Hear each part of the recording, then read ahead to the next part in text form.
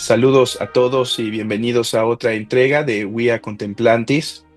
En esta ocasión, el formato va a ser algo diferente, ya que será a manera de entrevista a uno de nuestros profesores del Seminario Reformado Sacra Teología y particularmente vamos a abordar una de las clases que él da, que es hermenéutica, que justamente dio hace un par de meses aquí con nosotros.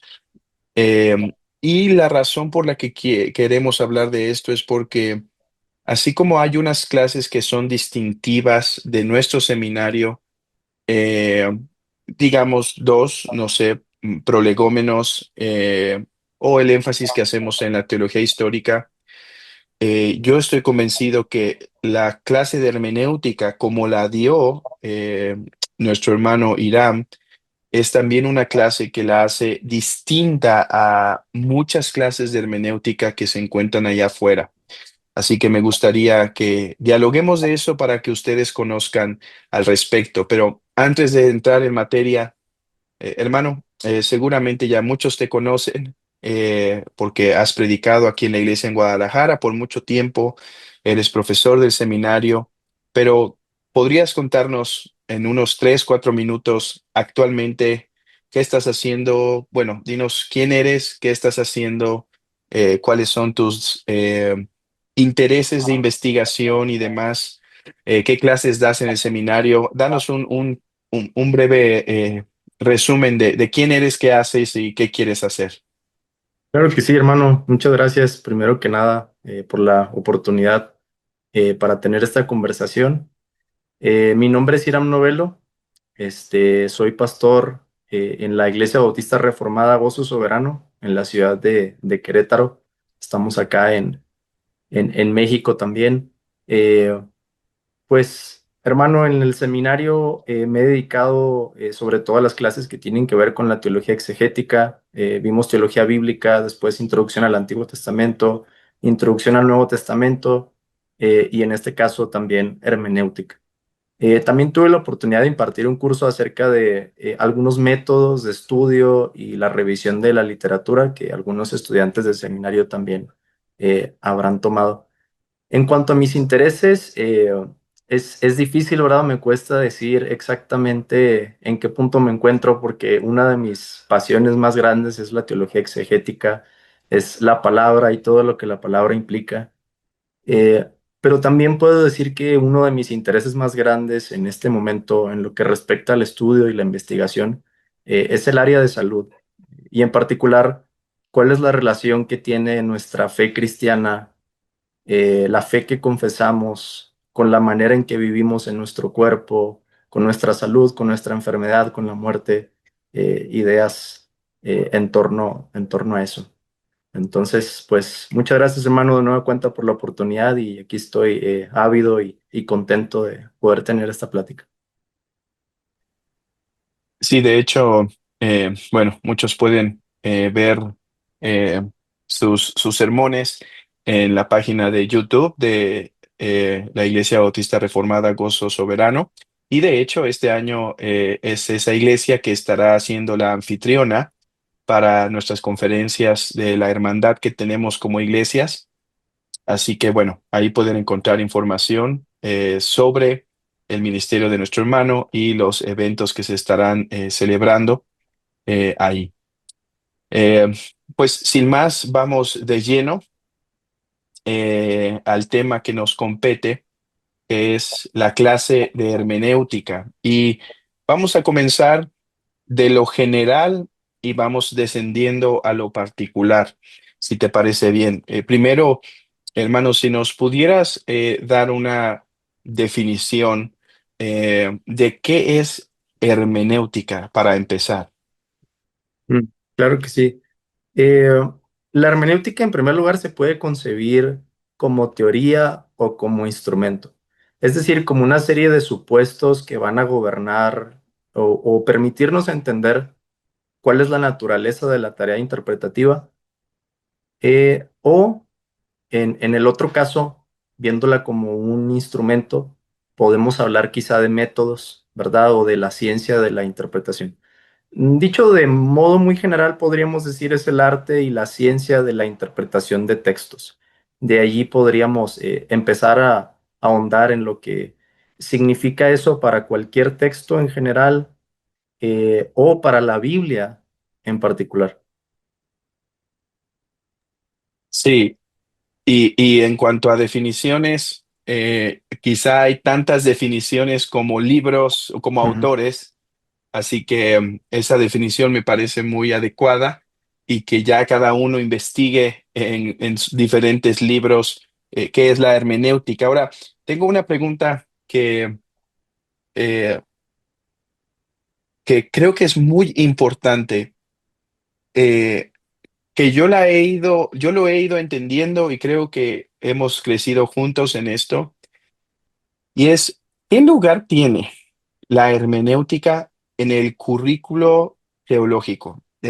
Conocemos algo que se llama enciclopedia teológica, que son todas las ciencias o todas las materias que comprenden lo que se llama teología.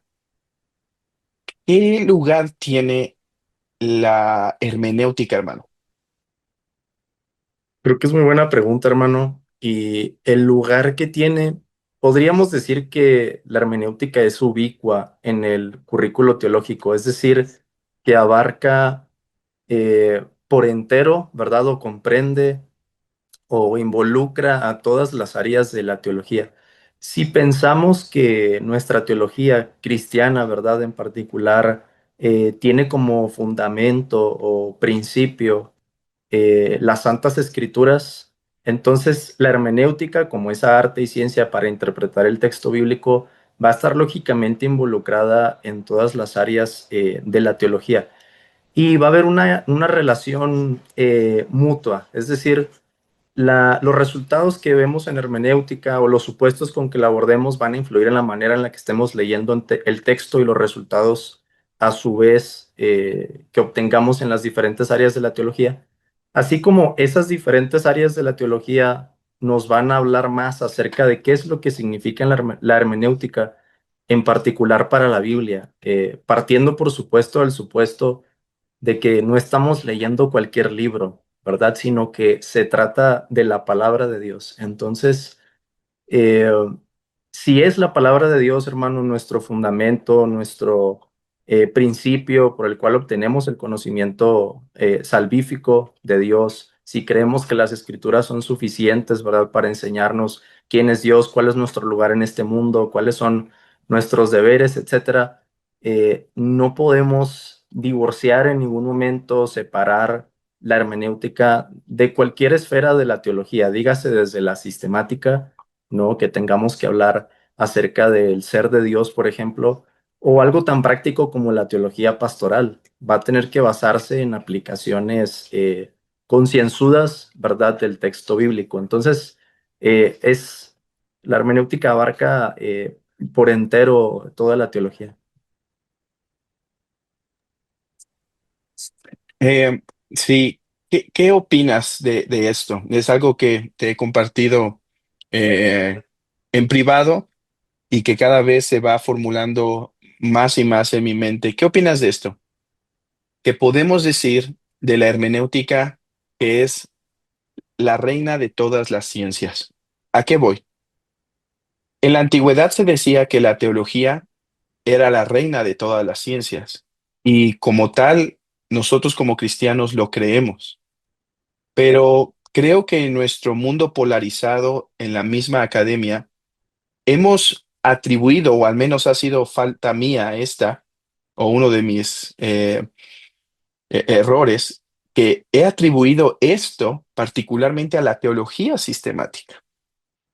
Pero, ¿qué opinas que de esta verdad que sí, la teología sistemática es teología y es la reina de todas las ciencias, pero como lo entendían los antiguos, ellos entendían la teología como reina de todas las ciencias, tanto la interpretación de las escrituras, la hermenéutica, que es ayudada o que se logra esa buena interpretación por todas las otras ramas de la teología, dígase teología sistemática o dígase teología histórica. El proyecto de todas las ramas y disciplinas del currículo teológico tiene como propósito ayudar al estudiante a interpretar las escrituras. ¿Qué dirías hoy en día de que la hermenéutica, a la par de la teología sistemática, es la reina, no están divorciada, es la reina de las ciencias? Sí, hermano, creo que eso va a obedecer a cómo entendemos la teología. Es decir, mm, creo que el problema está en que el concepto que tenemos moderno, ¿verdad? De lo que significa la teología, se ha estrechado mucho en comparación a cómo los antiguos la verían, ¿no? Eh, Creo que nosotros solemos ver el texto bíblico y la teología como un objeto de estudio, pero es que es tan diferente de una ciencia moderna en el sentido en el que estamos estudiando al ser que creó todas las cosas, estamos estudiando cosas que tienen que ver también con nuestra propia vida, con el acto por el que Dios sostiene todas las cosas. Entonces, creo que al ser algo espiritual, hermano, en el sentido en el que nos involucra por entero, ¿verdad? Involucra toda nuestra vida y lo que el Espíritu de Dios está haciendo en nosotros, eh, tenemos la tentación a convertirla en una materia que está divorciada de nuestra vida, ¿verdad? O que nosotros de alguna forma podemos manipular, quizá por nuestra tendencia a la idolatría, el pensar que de algún modo, eh, ¿cómo decirlo? Podemos convertir el estudio acerca del ser de Dios en el estudio de cualquier otra cosa que podemos estudiar aquí, ¿no? Como la materia o, y que podemos manipularla, que podemos controlarla, ¿verdad? Que podemos describirla de una manera exhaustiva. Entonces, bueno, no sé si me estoy perdiendo el tema, pero tiene mucho que ver con cómo definimos la teología, ¿no? Ahora, entendiéndolo como lo estás diciendo, yo pensaría, sí, la hermenéutica eh, no puede ser despegada de la teología. Entonces, digamos, sería pensando, no sé, pienso en, quizá en alguna analogía que si pensáramos en la teología como en un cuerpo, ¿no? Que está compuesto de diferentes partes, eso tendría que incluir a la hermenéutica y en ese sentido, pues sería parte, ¿no? De esa reina de las ciencias. Ahora, en el caso de la hermenéutica, hay que distinguir aquí, al hablar con la Biblia, nos estamos refiriendo a una hermenéutica en particular, como algunos la han descrito como la hermenéutica sagrada o sacra, ¿no? En distinción a la hermenéutica o las convenciones, las reglas, el arte de interpretar cualquier otro texto.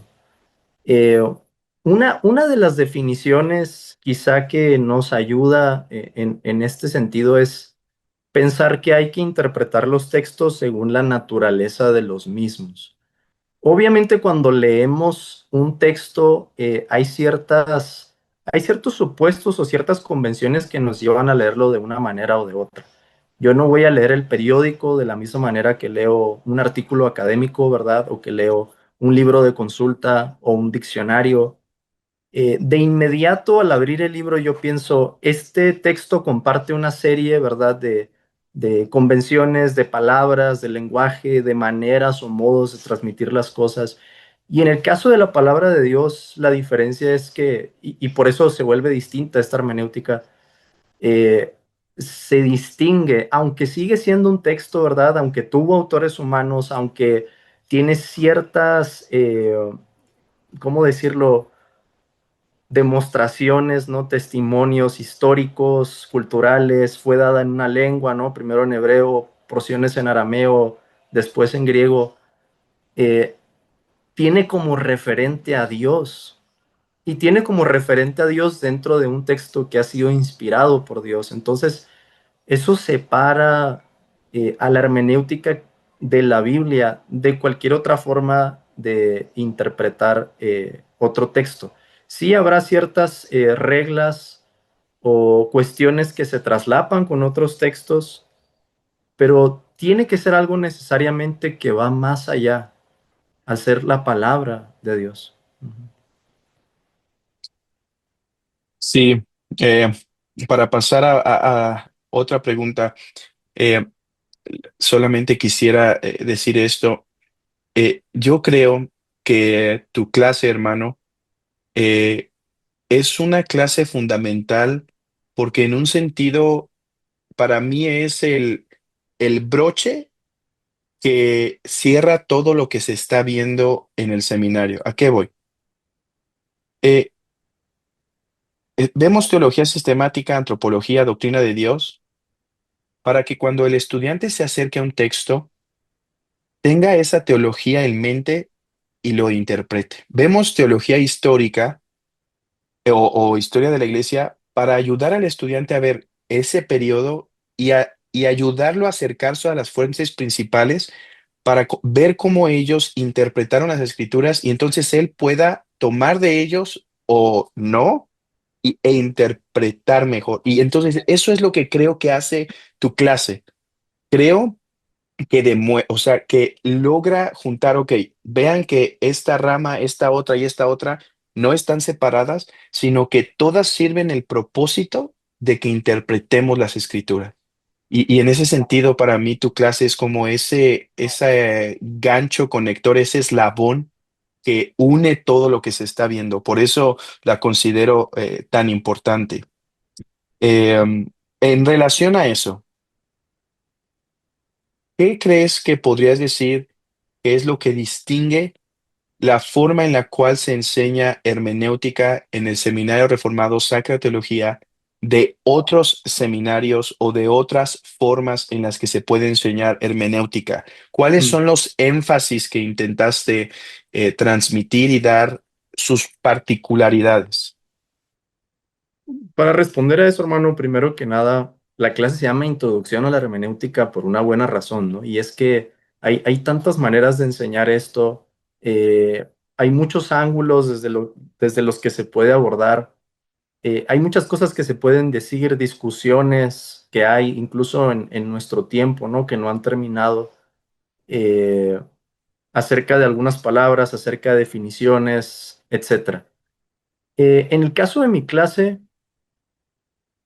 mi manera de abordar las cosas no escatima en la complejidad que pueden tener las explicaciones, sobre todo de la parte teórica de la hermenéutica, pero creo, hermano, que no me distancié tampoco de reflejar lo práctico que esto puede ser. Incluso empezando cada lección que tuvimos, estuve mencionando algún ejemplo, dejando que los estudiantes participaran, estuvimos viendo un texto y yo traté de resaltar algunas cosas que veíamos en ese texto en relación a la lección que estaba dando. Es decir, creo que logré conjuntar la complejidad, sobre todo en las primeras lecciones, ¿verdad? Que entramos a la parte más ontológica, a la metafísica de la escritura, con esa otra parte teórica, perdón, con esa otra parte práctica. Creo que a menudo lo que se hace es que se da una de las dos. O se da un curso muy teórico en el que alguien dice, bueno, yo terminé la clase y no sé qué es la hermenéutica, ¿verdad? Y es mucho más difícil que cuando la empecé. O otras clases en las que el énfasis es muy práctico y los estudiantes tienen un método y quizá un muy buen método para poder trabajar con el texto, pero no tienen ese bagaje teórico de todos estos conceptos, supuestos, teología que hay detrás de la actividad interpretativa que están haciendo. Entonces, yo diría que lo que traté de hacer es buscar ese balance entre la parte teórica que considero fundamental, como la parte práctica que al final va a ser la que los estudiantes apliquen a la hora de interpretar. Sí, y creo que eso fue un acierto muy importante.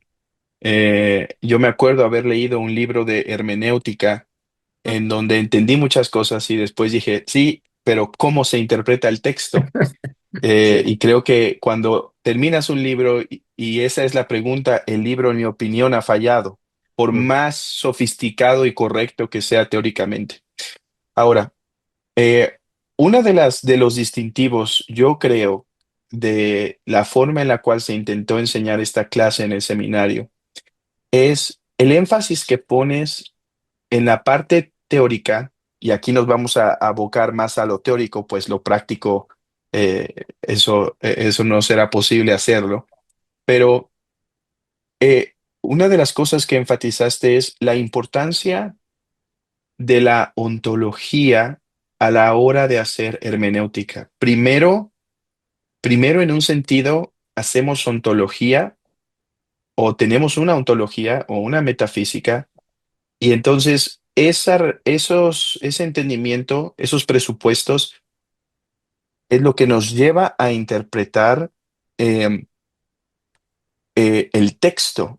Y hay una dinámica, tú pones ahí que hay una dinámica de que la una se informa a la otra. No obstante, creo que esto no se enfatiza en muchos seminarios, en muchos libros. Háblanos de esto. ¿Qué es lo que quieres decir? ¿Qué es lo que intentaste hacer, demostrar cuando hablas de la importancia de la ontología a la hora de interpretar? Lo voy a decir de la manera más sencilla que encuentro, hermano, y después de ahí lo puedo problematizar.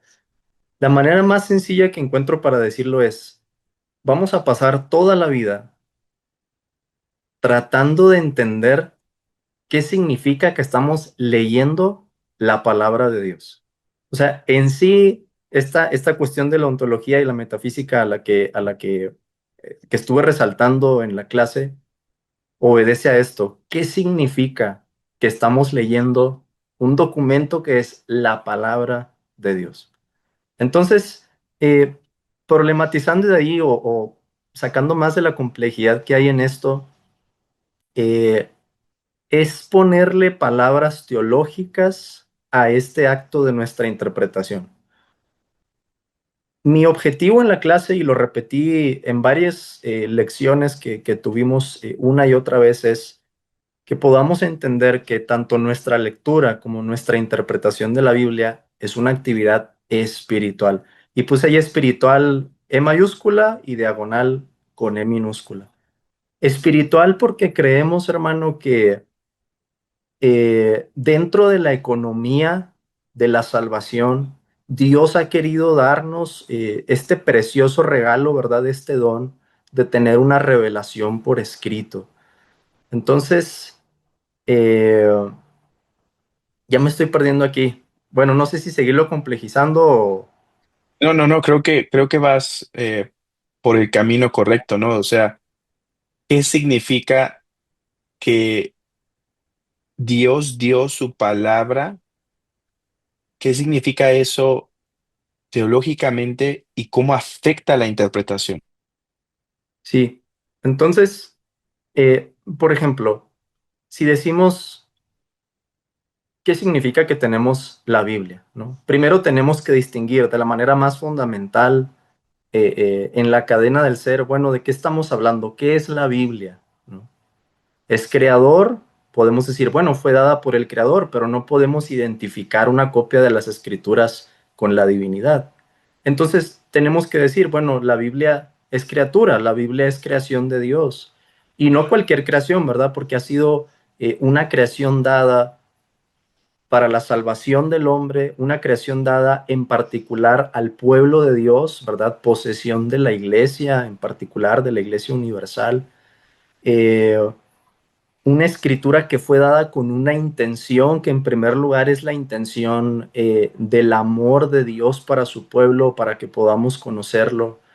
Eh, una escritura en la que creemos que Dios supervisó el proceso para que sus embajadores, los profetas y los apóstoles, dejaran por escrito en su propio lenguaje, con las propias convenciones sociales de su tiempo, ¿verdad? Los modos de hablar, etcétera, pero que pudieran plasmar algo que tiene una doble naturaleza. Por un lado es un texto y tiene características humanas, pero por otro lado, al tener una doble autoría, ¿verdad? Y ser supervisada por Dios, En el lenguaje del apóstol Pedro, en su segunda carta, en el capítulo 1, es Dios el que movió. Nuestra traducción en la Valera dice inspiró, pero se utiliza un verbo diferente allí que en segunda Timoteo 3:16, que es una especie de mover, un empujar, un impulsar a los santos profetas para que nos dejaran tal cual por escrito lo que Dios quería dejarnos. Entonces, eh, yo estoy peleado, hermano, con esa idea de que debemos leer la Biblia como cualquier otro texto, porque es verdad, pero no es toda la verdad. Y de hecho hay una verdad mucho más profunda, y esa verdad es, otra vez, ¿qué significa que esto sea palabra de Dios? ¿Qué es lo que la distingue de cualquier otro libro o cualquier otro texto?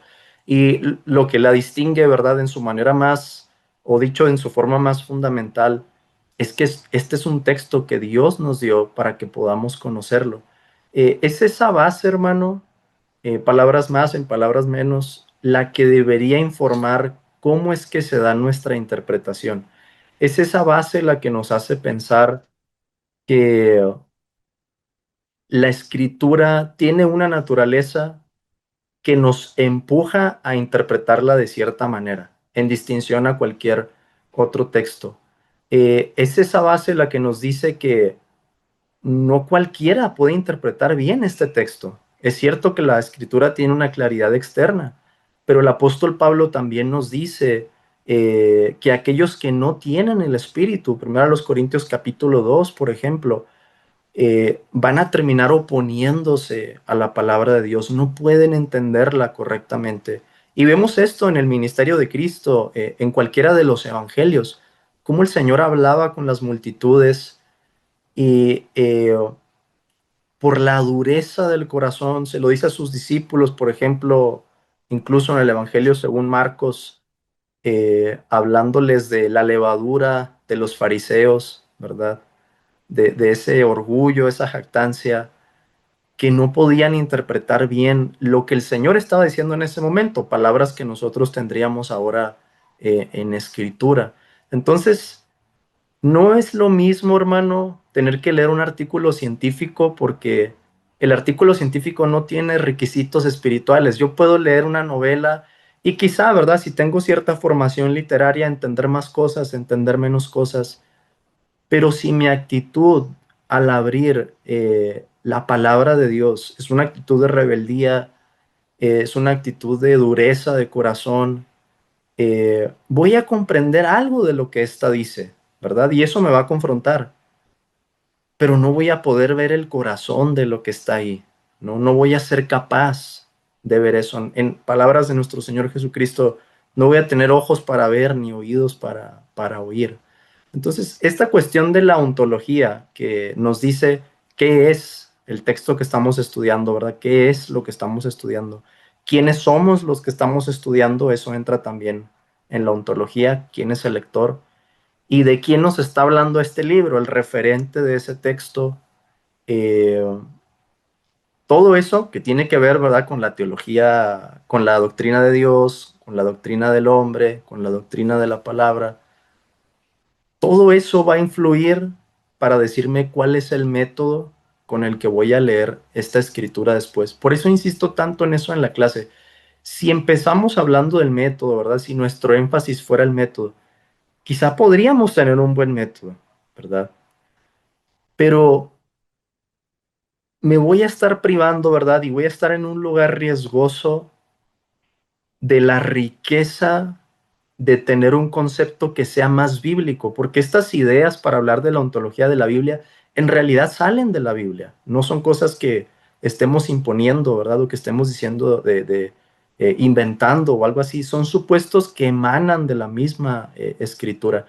Creo que podríamos decir lo que es tratar de ser honestos eh, al momento de leer, confesando que lo que estamos leyendo es la palabra de Dios. Es decir, lo que busqué enfatizar es esa congruencia que debe existir entre el acto o lo que significa leer e interpretar el texto con lo que este texto es. La ontología nos habla de eso. ¿Qué es la cosa en sí, verdad? Antes de hablarnos del cómo vamos a estudiarla. Sí, Y alguien podría preguntarse, pero ¿por qué en esta clase hay tanto énfasis en que la Biblia es la palabra de Dios?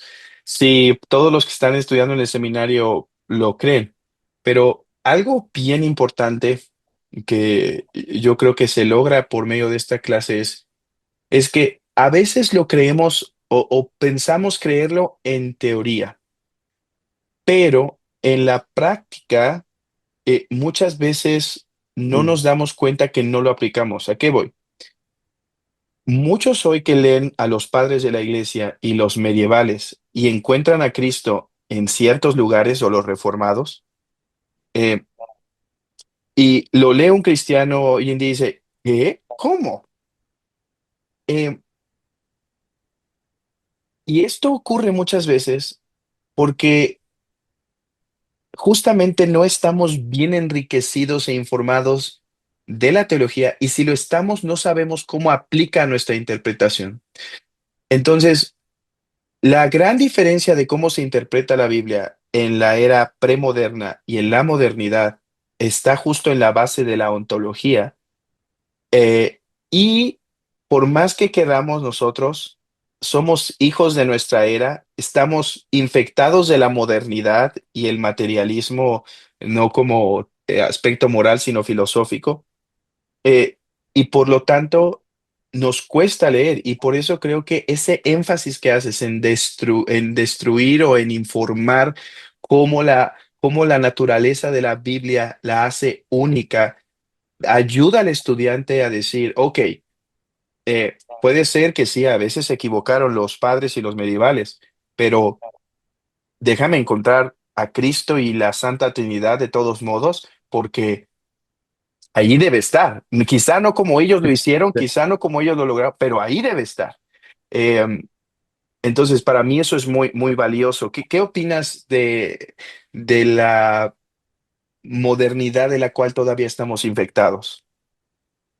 Sí, hermano, pues bueno, una de las conclusiones que quizá podríamos hacer, eh, y me aventuro a decir esto por ser un hijo de nuestra era, ¿verdad?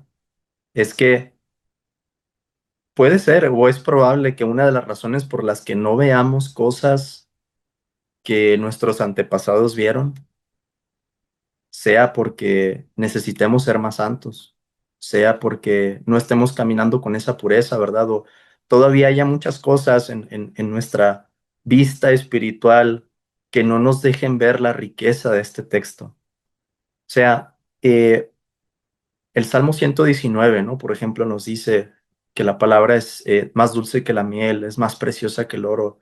Si yo no puedo ver lo que el salmista dice ahí, ¿verdad? Y unirme a ese sentir, unirme a los discípulos en el camino de Maús para decir que al momento de leer e interpretar la palabra, mi corazón está ardiendo con ella, hay un problema espiritual, ¿no?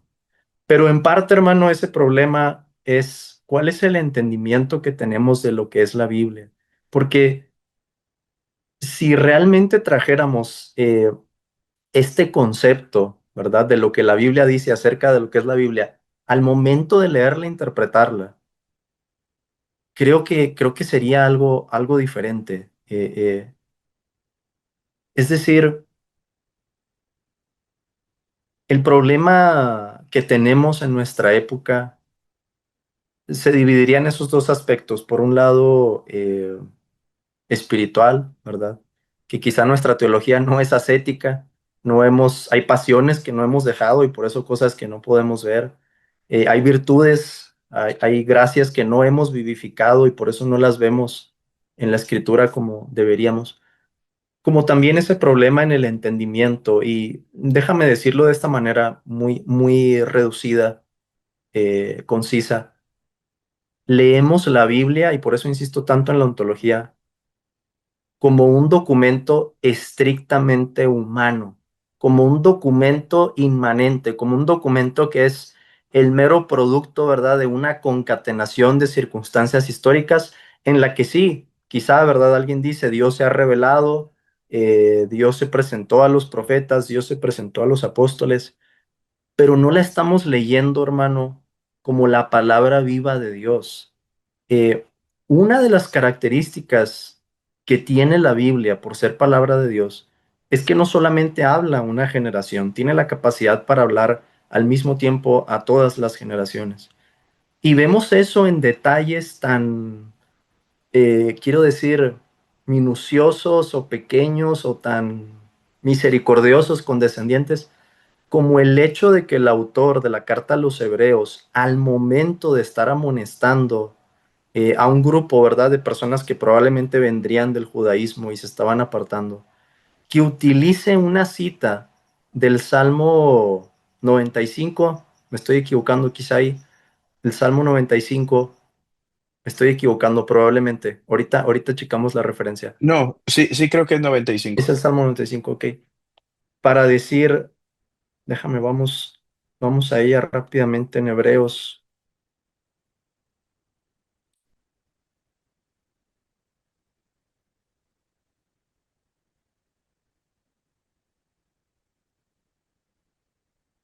Hebreos capítulo 3 versículo 7. Sí, es el Salmo 95.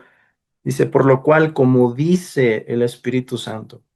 Y ahí lo que estoy resaltando es el verbo dice como un verbo que está en presente. Entonces, el autor de la carta a los Hebreos, para alguien inspirado por el Espíritu Santo, nos está comunicando que el Espíritu está diciendo no solamente esto a aquella generación, cualquiera haya sido la generación en la que se escribió el Salmo 95, que es otro tema, ¿verdad?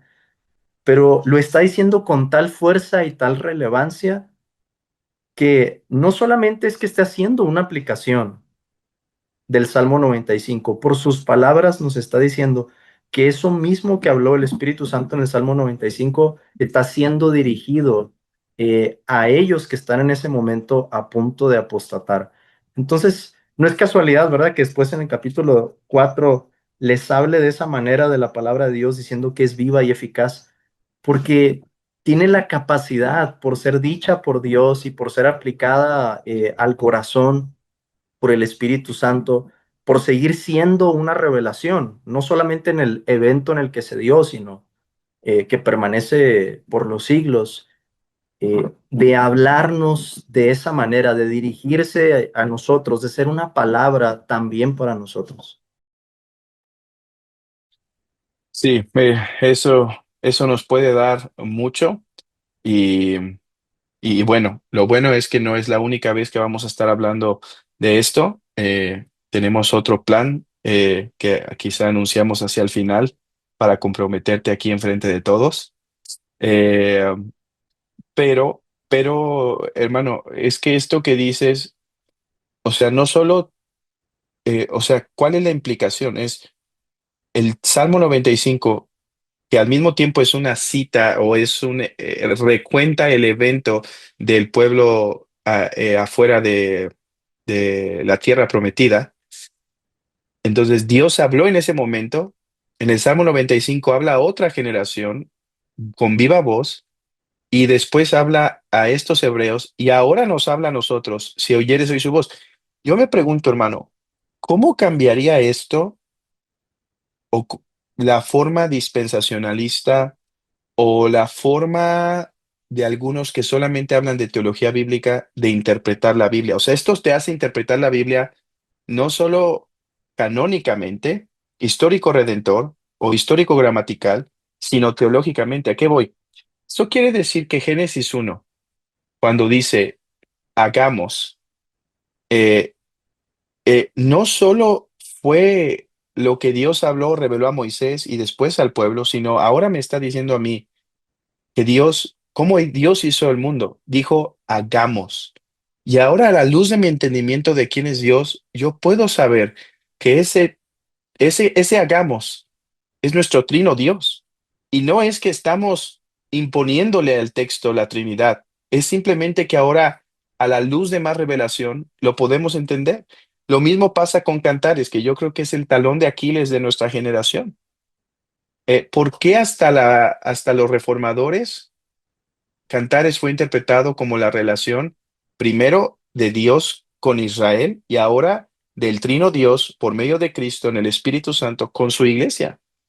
Eh, pero es que se ha olvidado la naturaleza de las escrituras y por eso creo que este curso es tan, tan, tan importante para cualquiera que quiera acercarse al texto en verdad.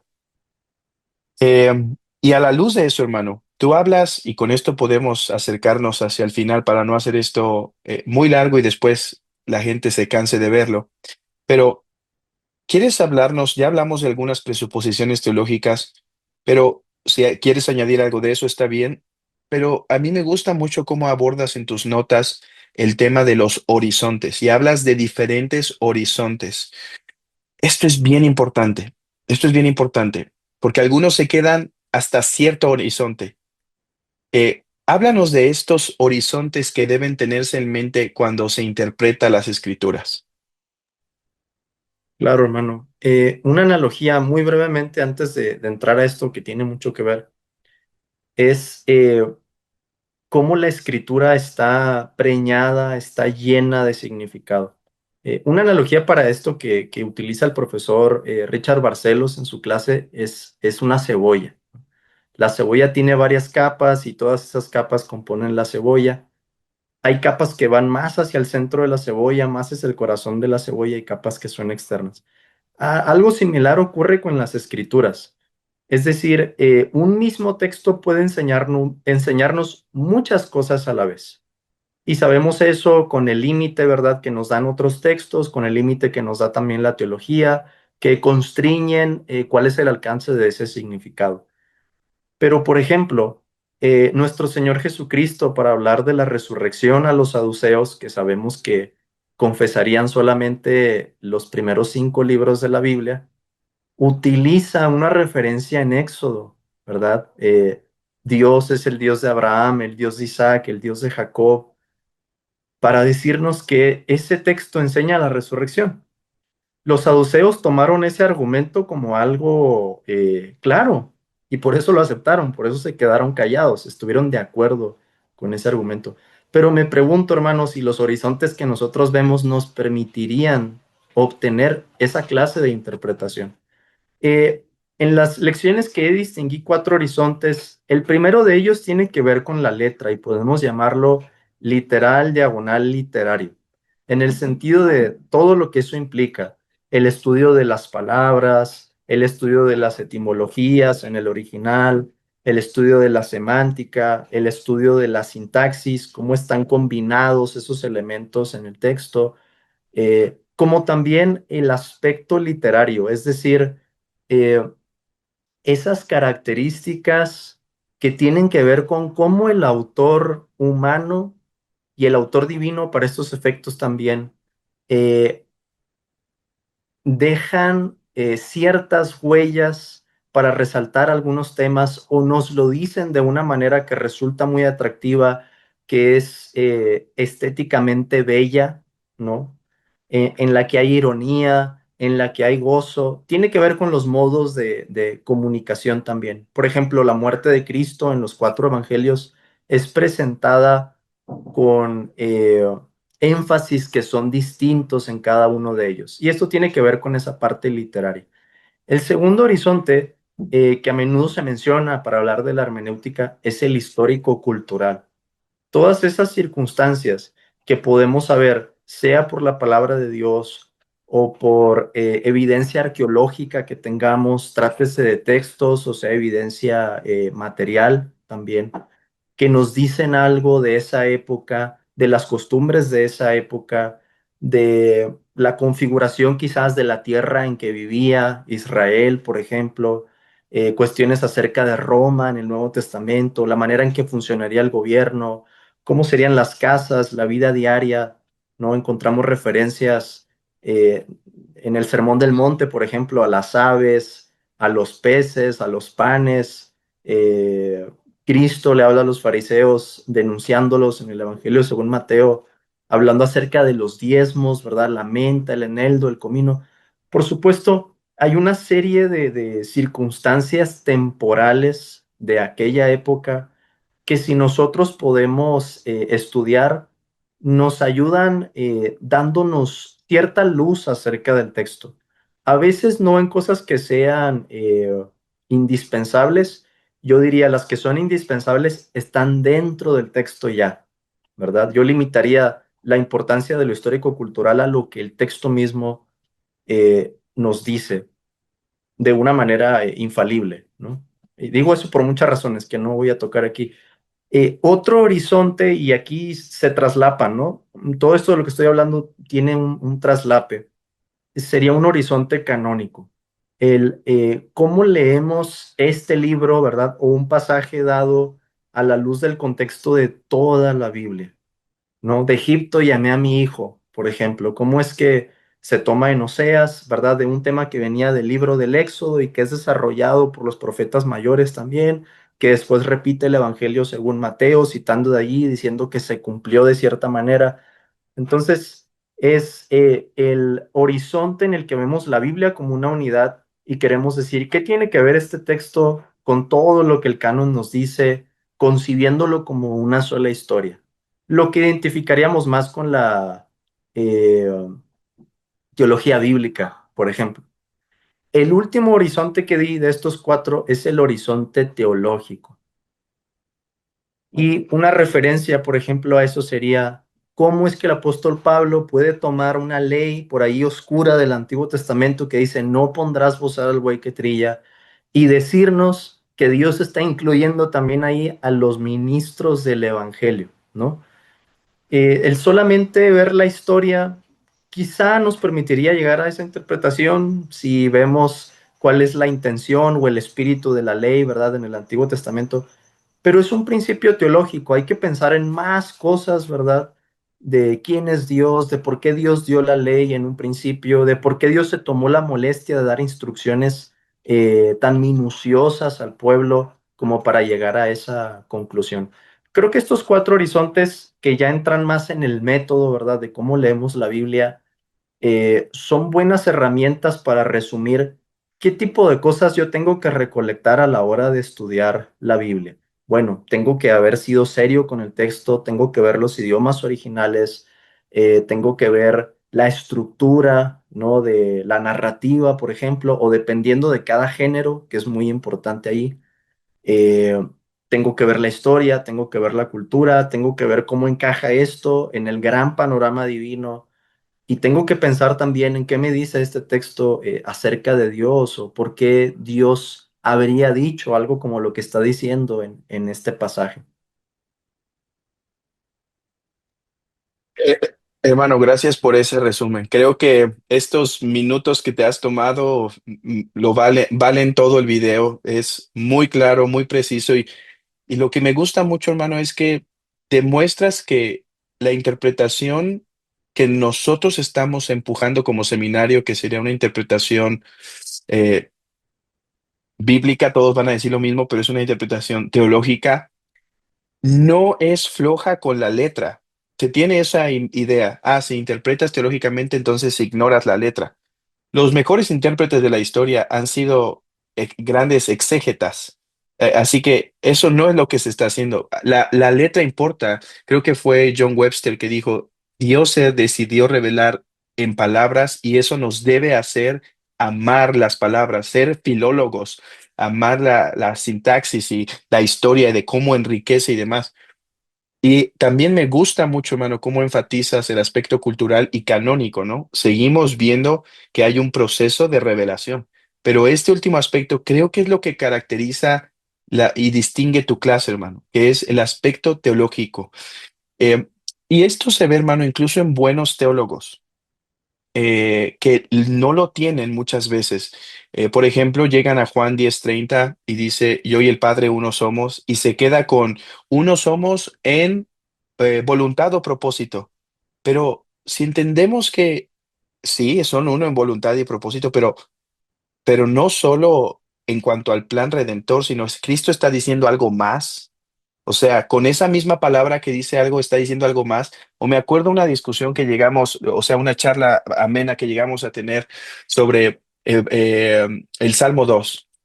Tú eres mi hijo, yo te he engendrado hoy. Es interesante lo que hace el apóstol en Hechos, que lo usa para decir, ok, esto fue dicho para Cristo en su trono, o sea, era una profecía de Cristo en su trono. Eso lo descubriría la teología bíblica quizá, pero el autor de Hebreos, aunque no estaría en contra de esa interpretación, dice, ok, esas mismas palabras dicen algo teológicamente todavía más profundo, que es que el Hijo ha sido eternamente engendrado y de hecho es el fundamento o la razón por la cual fue convenientísimo que fuera el Hijo que se encarnara. Es la base metafísica ontológica de la misma redención. Entonces, y así con muchos otros pasajes. Entonces, creo que eso es lo que hace única tu clase, hermano, que da esas herramientas para que no se queden con la teología bíblica. Amamos la teología bíblica, la recomendamos, lean Gerhardus Voss, James Hamilton, de hecho tú das una clase preciosa sobre eso, pero no es suficiente quedarnos ahí. Necesitamos enfatizar, necesitamos interpretar la Biblia como los apóstoles lo hicieron y fue más que histórico redentor, fue teológico. Y bueno, hermano, eh, me ha fascinado esta conversación. No sé si quieres cerrar con algo. Yo espero que esto abra el apetito para muchos para inscribirse al seminario y tomar tu clase en particular. Pero no sé si quieras decir algo más, cerrar. Sí, hermano, pues otra vez te agradezco la oportunidad. Es un tema que me gusta mucho y quisiera animar a los hermanos que puedan escuchar este video. Creo que algo que pasa con la hermenéutica, como puede pasar con la teología en general, es que alguien dice, ¿cuándo voy a lograr entender esto? ¿No?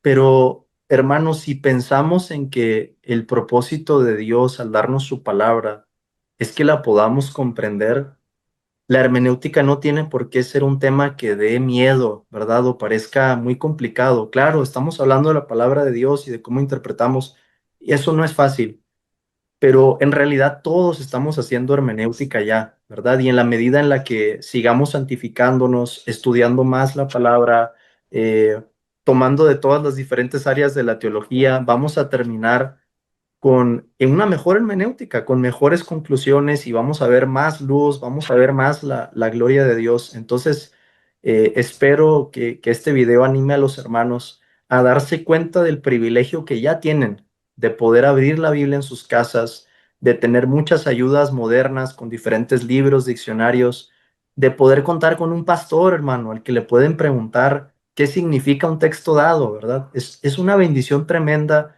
que Cristo ha dado hombres a la iglesia que ayudan a la iglesia en su peregrinaje a saber lo que el texto significa. Entonces, pues nada, terminar con ese ánimo a los hermanos a que se sigan preparando, ¿verdad? Es Ujú, algo que todos estamos haciendo como creyentes, es algo que hacemos cada domingo al sentarnos al oír la palabra de Dios.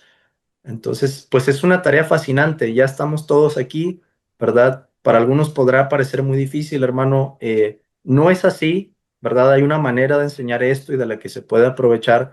Y pues espero que los hermanos, sobre todo que tomen el curso, puedan llevar eso también a sus congregaciones para que seamos el pueblo de la palabra, el pueblo de la mm, palabra. amén.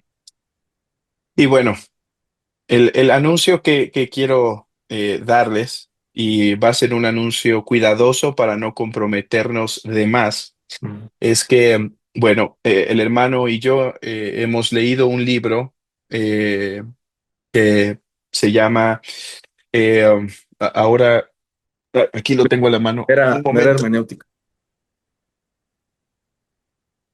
se llama Mera Hermenéutica. eh, Ya. Ujú.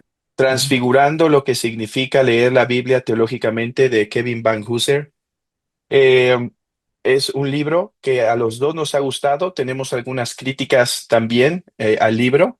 Pero estábamos pensando en, ya que este es un video introductorio de un curso que se llama Introducción a la Hermenéutica, poder hacer algunos videos un poco más avanzados utilizando este libro como base. Digo que es muy probablemente que lo vamos a hacer porque hemos dialogado al respecto, pero bueno, las agendas y demás, espero que sea algo que podamos hacer pronto, porque este libro es muy, muy, muy útil.